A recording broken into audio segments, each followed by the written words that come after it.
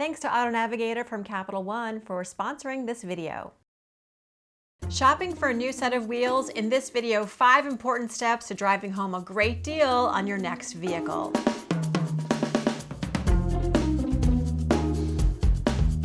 If you're in the market for a car, you're not alone. Sales of new and used vehicles are up big time thanks to extremely low interest rates and rising demand.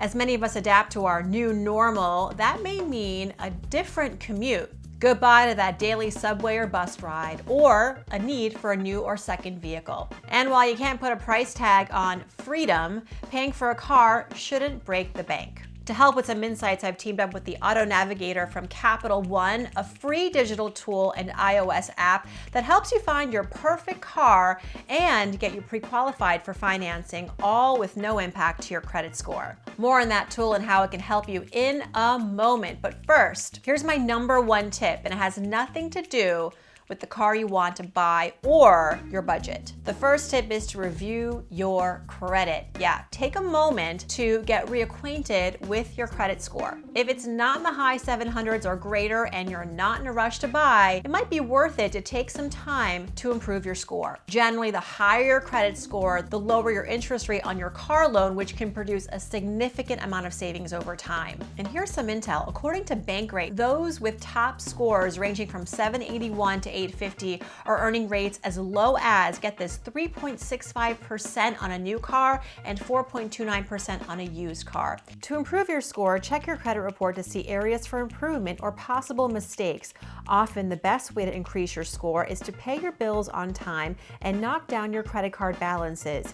You can check your credit report weekly now at annualcreditreport.com or using free tools like CreditWise from Capital One. And you can usually get your credit score through your bank or credit union. Next tip, know what you can afford and figure out your TCO. That's the total cost of ownership. This can include monthly payments and one-time expenses like tax, title, and license fee. Also, think about how much gas you're going to be using, which can depend on your car's fuel efficiency and how often, of course, you're driving. You may be able to pay for your car entirely with cash, but if you're like many who prefer to get a car loan, here's a standard rule of thumb. Try to keep your monthly car payment to no more than 15% of your take-home pay. That's after taxes. To help with this, check out Auto Navigator, which can reduce the guesswork out of auto financing by doing the math for you.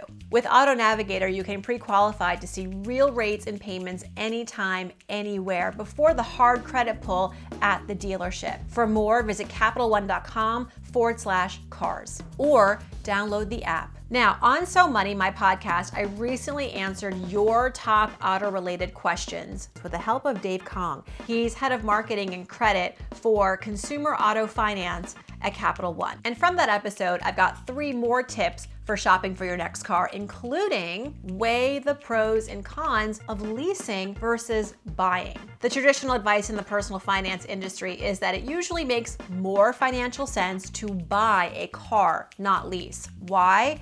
Well, assuming you get a relatively short-term length for your loan and you keep your car for a good period of time, eventually your car payment should go away, as opposed to leasing a car every time you always have that car payment. But right now, with an uncertain economy and high unemployment, you may not want to part with savings. After all, buying a car usually requires a down payment, and that is money you may prefer to keep liquid in a rainy day account. And in that case, leasing could be the more beneficial route. It's typically a shorter commitment that requires little to no upfront cash.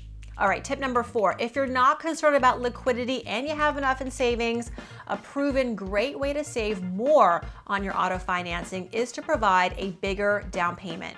According to my guest, Dave Kong from Capital One, the standard advice on a down payment is to put 20% down. But if you can do more, now that may earn you a smaller interest rate and lower monthly payments. It also helps to protect your equity. It's no secret that cars are a depreciating asset, and that's according to Edmunds.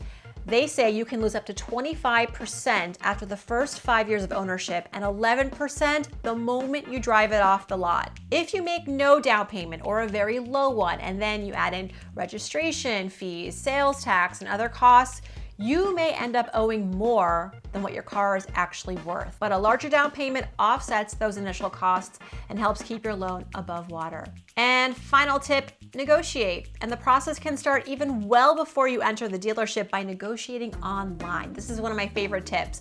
The days of spending hours at the dealership with a poker face to win a price negotiation are over. These days, many dealerships have an internet sales manager, someone that you can email, reach out to directly, and discuss pricing. Better yet, use the Auto Navigator site or app to help you arrive at the best deal for you.